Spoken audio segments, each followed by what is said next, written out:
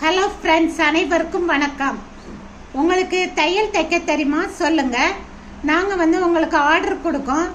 நீங்கள் வீட்டிலேருந்தே தைச்சி எங்கிட்ட கொடுக்கலாம். எங்களுடைய வாட்ஸ்அப் நம்பரில் காண்டாக்ட் பண்ணுங்கள். உங்களுக்கு ஃபுல் டீட்டெயில்ஸ் சொல்கிறேன். இது சென்னையை சேர்ந்தவங்களாக இருந்தால் எங்களுக்கு ரொம்ப யூஸ்ஃபுல்லாக இருக்கும்.